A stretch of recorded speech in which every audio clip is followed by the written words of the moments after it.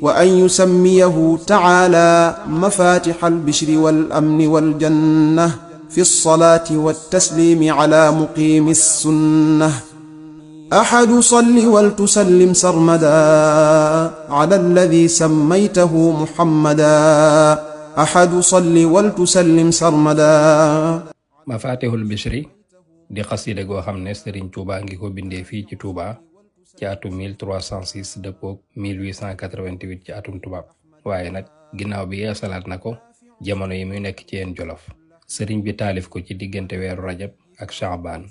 muy xasida goo xam ne day mel na rek sëriñ bi da cee wuyu wooteb sunu borom bi muy wax naan inna allaha wa malaikatahu yusalluna ala nabii ya ayyuha alladina amanu sallu alayhi wa sallimu tasliman.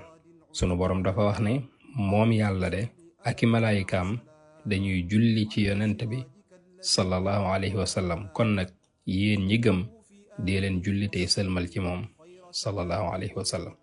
moo tax day mel ne sëriñ bi day wan boroomam ne ko maa ngi lay wuyu ci woote boobu, naan ko labayka rabbi wa saadayka wal xayru kulluhu, mel ne ku koy wan ne ko man de wuyu naa sa woote bi.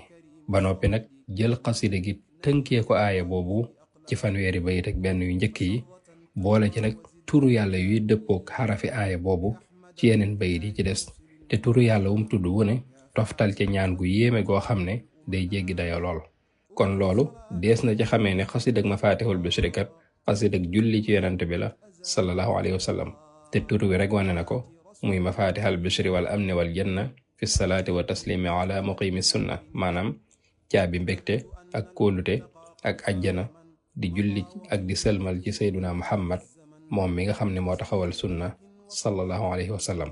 tur woowu nag di tur woo xam ne Sëriñ Tuubaa moo sàkku ci boroomam ne ko na nga ma tuddeel xasiida gi turu Mafatihul Bichri wa sammi haadal maktuba Mafatihul Bichri.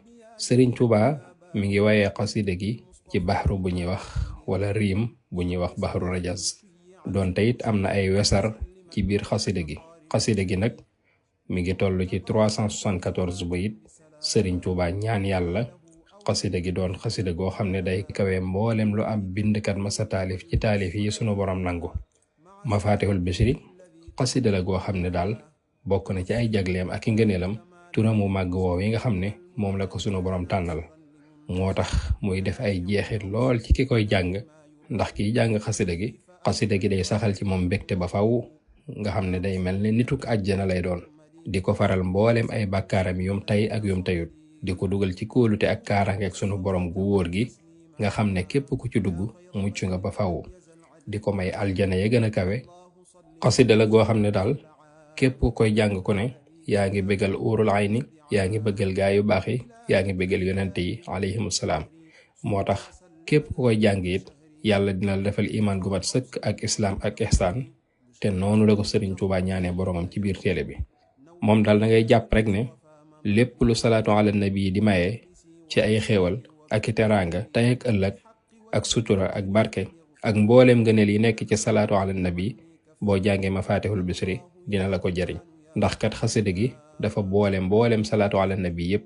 sëriñ baa ngi koy wax ci biir sax naan tixel xuruufi ka jamiici salawaati ala nabi yaa mujiba daawaat. waltaqini alxisaaba walcitaaba.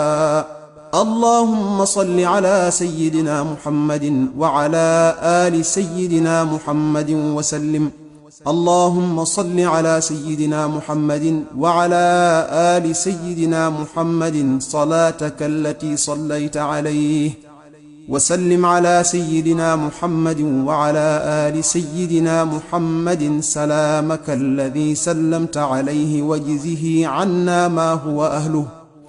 اللهم بحق وجه الله تعالى الكريم صل وسلم وبارك على سيدنا ومولانا محمد وآله وصحبه، واجعل هذا المكتوب بجاهه صلى الله تعالى عليه وسلم من مقدمات البشر والأمن والجنة التي وعد المتقون. آمين.